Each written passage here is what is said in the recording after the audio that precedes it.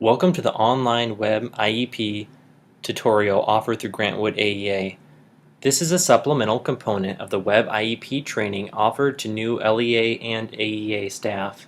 It is also available to experienced staff who want to refresh their understanding of the online IEP.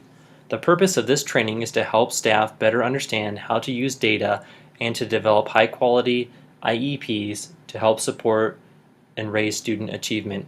This training differs from the technical application of the web IEP software, which you may have already received training for or will receive shortly. My name is Austin Beer, and I'm a school psychologist at Grantwood AEA. My colleague, Hillary Paul, who is also a school psychologist, and I will be providing support through this course to help you develop a quality IEP. Hillary and I also provide support to LEA and AEA staff across the 32 school districts that Grantwood supports.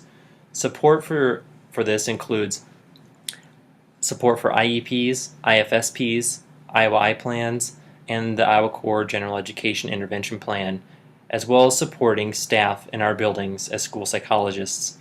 The intent of this course is to reduce the amount of time that you're required to be away from your classrooms and away from your students. The content is designed to be viewed at your leisure, so please do not sit through this entire course in one sitting. Feel free to stop at any point and return at a later time. We've provided some time frames for each of the modules of this course so that you can plan accordingly. It is a requirement to view all the content and to be familiar with the content prior to attending the face-to-face training at the AEA. On completion of both this online course and the face-to-face web IEP training, that you will be provided with your username and password. Providing this learning prior to a face-to-face training will allow us to provide more interactive and application-based activities when you do attend the face-to-face training at the AEA. If you've written IEPs continuously in the state of Iowa within the past 2 years using the web IEP system, this online course is optional, as well as the face-to-face training at the AEA. We do encourage you to view the content, but you may want to discuss with your administrator whether they would like for you to participate in the online course and whether attendance is necessary for the face-to-face training. If you're a new special education teacher, or if you're from out of state, or if you have not written an IEP in the last 2 years, this course is a requirement. We would like to make you aware of a number of resources available to help support you and the teams that you work with while developing IEPs. The first resource that's essential for every IEP development is the Special Education Procedures and Documentation Manual, often called the Red Book. This manual provides the procedural and documentation guidance for the development of an IEP. It provides examples, recommendations, and clarifications for specific components of an IEP.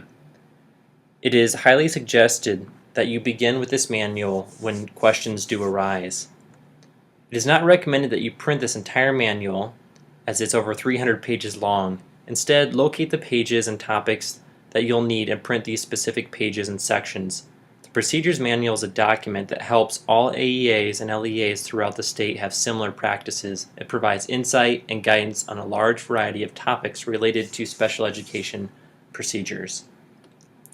A second resource that's essential for every IEP development is the Special Education Forms flowchart. This flowchart provides specific guidance as to what pieces of paperwork are required to be turned in for each IEP meeting, whether that meeting is an initial, review, a reevaluation, or an amendment, or an interim IEP. These resources can be found on the Grantwood AEA website. First, navigate to www.gwaea.org. Then, you will notice that there is a column entitled Educators.